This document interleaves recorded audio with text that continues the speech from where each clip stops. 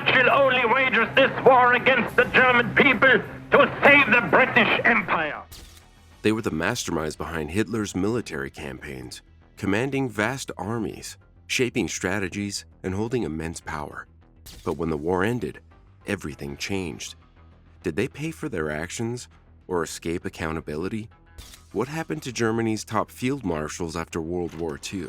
Let's find out. Let's start with Walther von Brauchitsch, a man practically born to wear a uniform. Born into a prestigious Prussian military family, his rise to commander-in-chief of the German army in 1938 felt inevitable. At first, his strategies in Poland, France, and the Low Countries were nothing short of genius. The man was a tactician through and through. But working under Hitler, that was a whole different battlefield. The two constantly clashed, especially during the invasion of the Soviet Union. Brauchitsch wanted to strike directly at Moscow, but Hitler insisted on clearing out Soviet resistance pockets first. The result? A logistical nightmare that bogged down the entire campaign. The stress of managing Hitler and a global war was too much. In late 1941, Brauchitsch suffered a heart attack, and after the failure of Operation Typhoon, Hitler unceremoniously fired him. For the rest of the war, he was sidelined, watching from afar as chaos unfolded. After the war, British forces arrested him, charging him with war crimes for his role in the invasions. But Brauchitsch never made it to trial. In a twist of fate, he died of pneumonia in 1948, just as his day in court was approaching. Now let's talk about Maximilian von Weichs, a general who knew how to win battles but left behind a legacy that's hard to defend. Early in World War II, he led the Second Army during the invasions of France and the Soviet Union, chalking up major victories with his careful, calculated strategies. But what came next wasn't something to be proud of. In the Balkans, von Weichs was put in charge of crushing resistance movements in Yugoslavia and Greece. Under his leadership, German forces carried out brutal operations, mass executions, burned villages, and the kind of atrocities that still make the history books. After Germany's defeat, von Weichs was arrested and set to face justice at the Nuremberg hostages trial, which aimed to hold commanders accountable for crimes against civilians, but he dodged trial on medical grounds. He spent his remaining years quietly in West Germany, passing away in 1954. While his military strategies were impressive, his name is forever tied to the horrors of the campaigns he oversaw. But this next one, George von Küchler, wasn't the type to question orders no matter how ruthless. Starting his military career in 1900, his expertise in artillery propelled him to the top by World War II. His defining moment came during Operation Barbarossa, where he commanded Army Group North with one grim mission: capture Leningrad. The siege of Leningrad became one of the war's darkest chapters. For nearly 900 days, the city endured starvation, relentless bombing, and unimaginable suffering, with over 1 million civilians dead. After the war, Küchler was arrested and faced the High Command trial at Nuremberg. He tried blaming the horrific conditions in Soviet POW camps on harsh winters and logistical issues. Yes, he blamed the weather. The court didn't buy it. He was convicted of war crimes and sentenced to 20 years, later reduced to 12. Released in 1953 after 9 years, Küchler faded into quiet obscurity in Bavaria, living out his days peacefully. He passed away in 1968, leaving behind a legacy of strict obedience to one of history's most brutal regimes.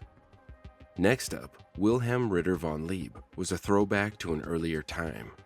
A nobleman and World War I veteran who earned the title Ritter for his bravery. By World War II, he was in his 60s, respected as a professional soldier, but that respect faded fast when he got tied up in the Nazi war machine. He started the war leading Army Group C during the invasion of France, helping secure a swift victory. But his next assignment was much darker, commanding Army Group North in Operation Barbarossa, tasked with capturing Leningrad. While not as openly brutal as some, von Lieb still worked with the SS death squads responsible for mass executions.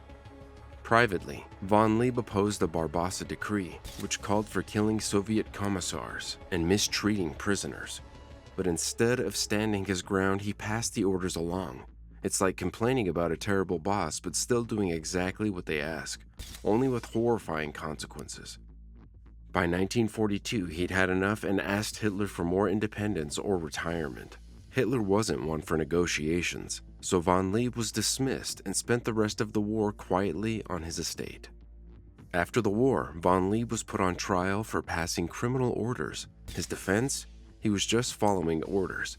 The court convicted him but gave him a shockingly light sentence, 3 years, which he'd already served. Von Lieb lived out his days peaceful in Bavaria, dying in 1956. While his military career was impressive, his willingness to comply with Nazi policies tarnished his legacy. He may have disagreed with much of what the Nazis stood for, but his actions or lack of resistance told a different story. Next, Paul von Kleist wasn't just any tank commander, he was one of the best.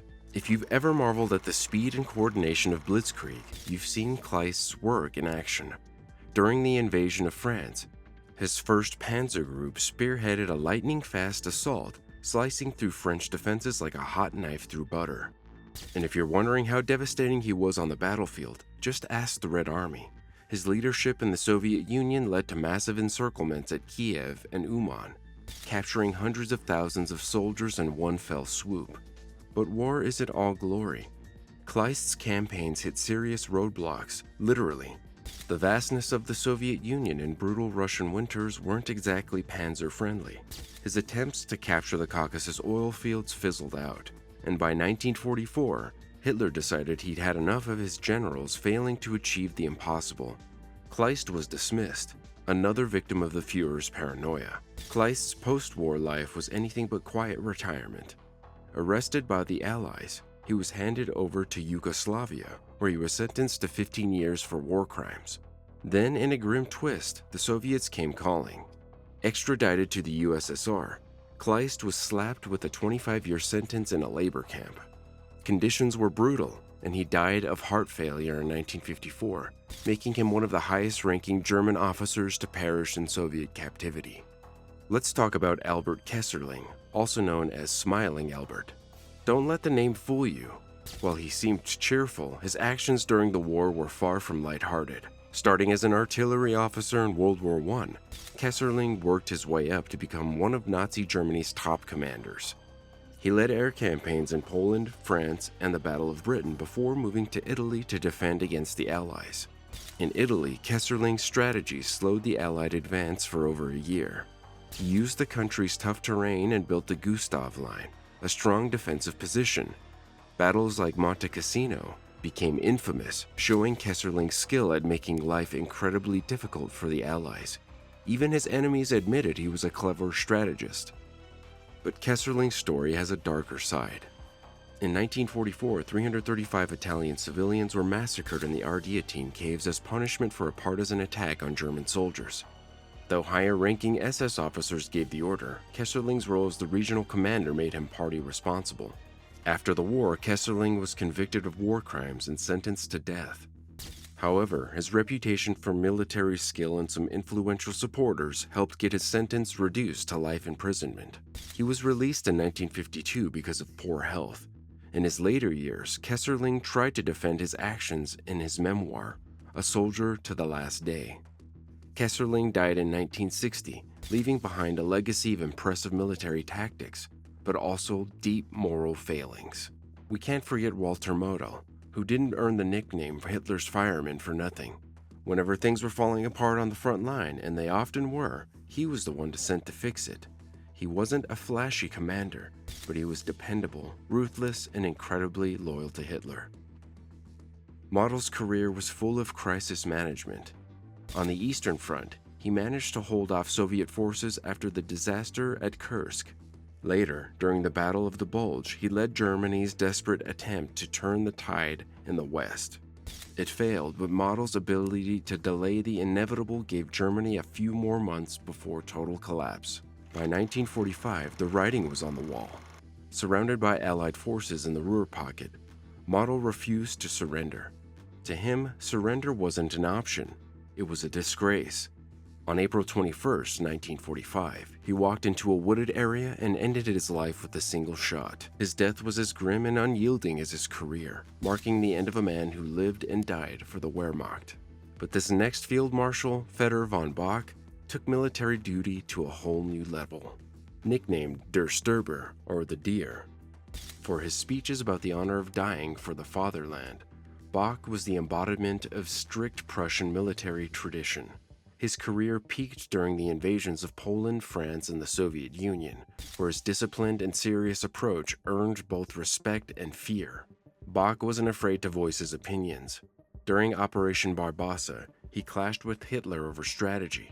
Bock wanted a direct attack on Moscow, convinced it was the key to victory. Hitler, however, diverted resources to deal with Soviet resistance elsewhere. Frustrated but powerless, Bock was dismissed in 1942 and quietly retired. Despite his disdain for many Nazi policies, Bock refused to join resistance movements against Hitler. He believed any coup without SS support was doomed to fail, and he wasn't willing to risk his life for what he saw as a lost cause. In a twist of fate, Bock's life ended, not in battle, but on a quiet road in Schleswig-Holstein. In May 1945, he traveled with his family to Hamburg to join the Donitz government.